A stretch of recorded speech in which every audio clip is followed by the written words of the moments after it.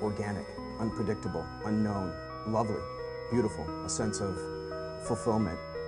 This is part of the pleasures of life and not the chores of life. Coming up on this Friday edition of Daily Iowan TV, we bring you the latest on a North Liberty man charged with sex abuse of children. And later, a University of Iowa alumna talks philanthropy. We have your recap from night 1 of the NFL Draft. And get your umbrellas ready because it's going to be a rainy weekend. All that and more coming up. Daily Iowan TV starts now.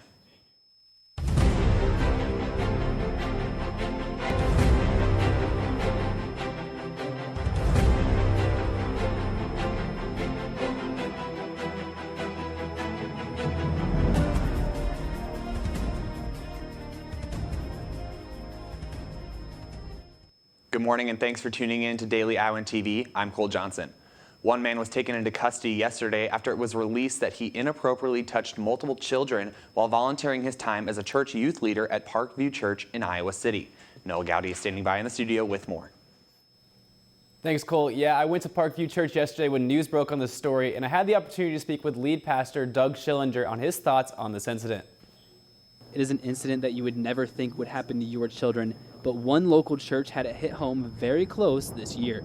32-year-old Benjamin Tweed was arrested yesterday for reportedly having inappropriate sexual interactions with at least 4 children in the Parkview Church Junior High ministry program. It's just deeply disturbing. I have 3 of my kids are in the programs here too, so as a dad, you're crushed and you can't believe it. The incident was reported to the authorities back in February, who conducted a full investigation into the case. Their findings were that the abuse happened in multiple one-on-one visits with children both in the homes and at church retreat locations in North Liberty and Coralville, Iowa. After speaking with Pastor Schillinger, he told me that Tweed was never employed by the church and was only a volunteer in the Junior High Parkview ministry program.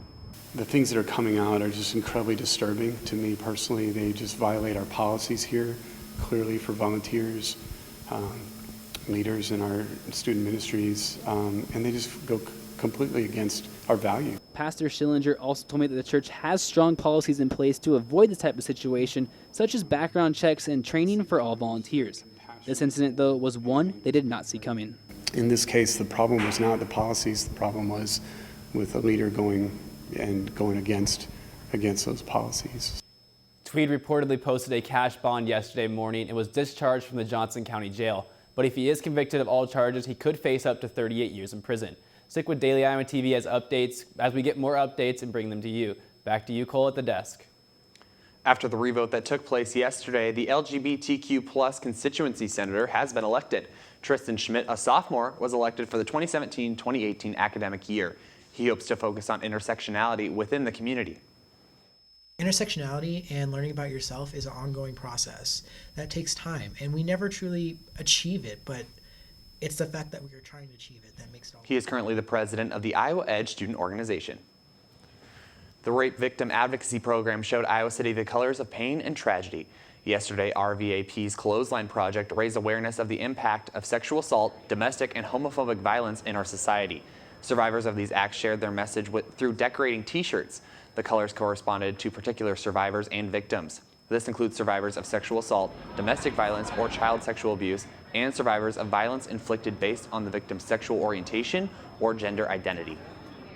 We want to give an opportunity for survivors to share their story, to get that out in the public and talk about these things, kind of air them out in the light of day. The Rape Victim Advocacy Program offers resources and services to anyone affected by sexual violence. For more information, go to their website at rvap.org. Well, Kenzie, it's been pretty great outside. It's been a little cold, though. What are we looking for in the rest of the week? Thanks, Cole. That's right. The beginning of the week was beautiful, but it's going to be a rainy weekend. Showers are expected later this morning with a high of 51. The rain will stick around this afternoon with a high of 55. Showers are expected early this evening with the high expected to reach 55. It will be dry and cloudy come Saturday morning with the high of 47. Now let's take a look at our 6-day extended forecast. The rain will return Saturday afternoon and evening with a high of 49. Thunderstorms are expected on Sunday with the high in the low 50s. The rain will stick around on Monday with the high expected to hit the low 50s. It will warm up on Tuesday with the high reaching the low 60s and cloudy skies.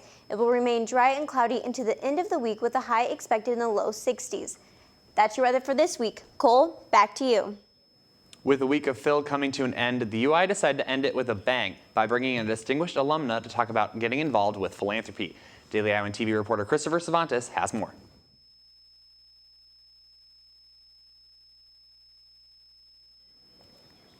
Iowa has become a major player in renewable energy. The Union of Concerned Scientists ranked the state number 10 in the U.S. Iowa gets 38% of its energy from renewable resources, and with the university contributing a large amount to the state's renewable energy percentage. Iowa is still lacking behind the top candidates, which top out at over 70% of their energy coming from renewable resources. And last night, the NFL draft was getting a lot of reaction. I was at Buffalo Wild Wings and was seeing a lot of mixed reaction on that second pick. Mary Kate, what do you have for us? Thanks, Cole. Yes, it was a very exciting and emotional night last night for college football players. And while some found out their future last night, most are still waiting. So let's do a first-round recap. With the first pick, the Browns made the decision everyone was hoping they would make by picking #1 prospect in the draft, defensive end Myles Garrett. Then the Bears traded up and shocked the country, and especially Chicago fans, including myself, by choosing North Carolina quarterback Mitch Trubisky. On the Big Ten side, Ohio State came up big in the first round with the 11th, 15th, and the 24th pick. Michigan followed with safety Jabril Peppers as the 25th pick and defensive end Taco Charlton as the 28th pick. And finally, with the 30th pick, the Pittsburgh Steelers drafted Wisconsin's outside linebacker TJ Watt. So hopefully some of our Hawkeyes will get their phone call soon that will determine their futures. Now, one of those Hawkeyes who is waiting to get his chance at the NFL is Iowa's very own LaShawn Daniels. Reporter Katie Sextro sat down with the talented running back who talks about his record-breaking year at Iowa and how he's feeling about the draft. I'm here with former running back LaShawn Daniels for the University of Iowa football team. Thank you so much for sitting down with Daily Iowan TV Sports today. Yeah, no problem. Glad to be here. And last season, you and Akram made history, both rushing for over 1,000 yards. Was there a point last season where you realized, oh, I'm really close, and that this had never been done before? Talk about that a little bit.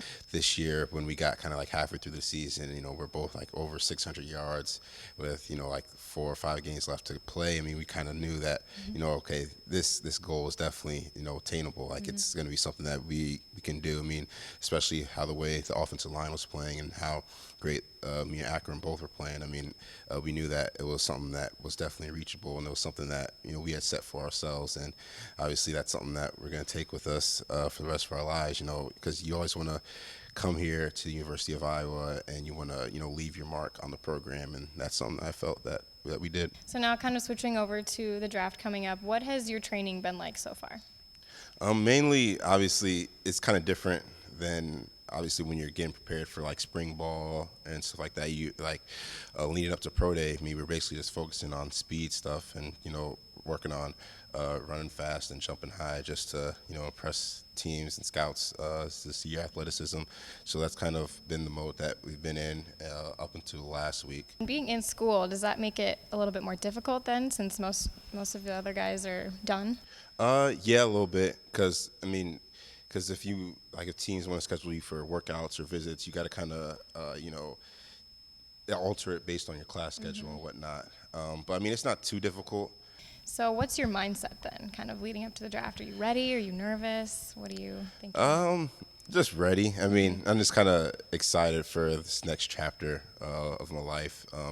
Obviously you're going to be a little bit nervous, being in a new environment, new situation, all that stuff. But, I'm excited. I mean, I'm ready for the next challenge, next step. And, I'm just looking forward to it and, just can't wait for it to get here. Definitely. Well, that is all I have for you. And thank you so much again for sitting down with us, and good luck with everything. Yeah, thank you. No problem. Yes. Glad to be here. Now continuing on with NFL prospect interviews, I sat down with the former Iowa punter who had a little different journey to playing at Iowa. Take a look. Hey guys, I'm here with former Iowa punter Ron Caluzzi, so thank you for being here. Yeah, absolutely. Just kind of talk about from the beginning, kind of what got you into punting and what got you into kicking. I've been kicking since I was 8 years old. I think I wanted to punt because not everybody can be really good at it. It's something I really enjoyed when I was a kid because I was the only one that wanted to do it. The league I played in, if you kicked an extra point, it was worth 2 instead of 1. So it was more valuable to be a kicker. I played D-line my whole life, but, you know, when I got to be a junior, everybody else was 100 pounds more than me on the line, so I just focused on kicking. Can you just talk about how ending your college career here was? I'd have to say it was the cherry on top of, you know, my whole career. I had the best 6 months of my life when I was here.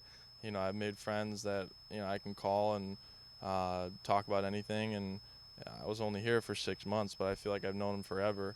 You know, playing on that scale was a dream come true. You know, in front of all those people was awesome and something I'll always remember. But to be honest, I was more happy or more fortunate to develop the friendships that I did. And then Pro Day was not too long ago, so just kind of talk about this whole process leading up to Pro Day and then how Pro Day went. Pro Day, I wasn't even thinking about it. I never thought I could make it this far. Yeah. So when Pro Day came around, I kind of just wung it, and I kicked really well. And then, you know, I went to the regional combine in D.C. at the Redskins facility, and it was the same thing. I was very busy. Yeah, I was working out. Yeah, I was kicking, but I just did well. So, you know, it's pretty exciting because I never thought I'd get a phone call from an NFL team, and there's been several, and I'm just very fortunate. That is all we have for you, so thank you so much again for sitting down with us, and good luck with everything in the future. Absolutely. You can catch both Katie's and my full interview with LaShawn and Ron on our Daily Iowan YouTube page. Now tune in on Monday for a full recap of the NFL draft and recaps from Hawkeye Sports from over the weekend. Cole, back to you. A local bike shop is giving back to the community. Geoff's Bike and Ski donated 7 bikes to the Youth Off-Road Riders Program. This program helps young people make friends and find mentors through mountain biking. You can learn more about their program at www.njc.org. And we had a few technical difficulties earlier, but we have a little bit more on how the UI celebrated Philanthropy Week. Take a look.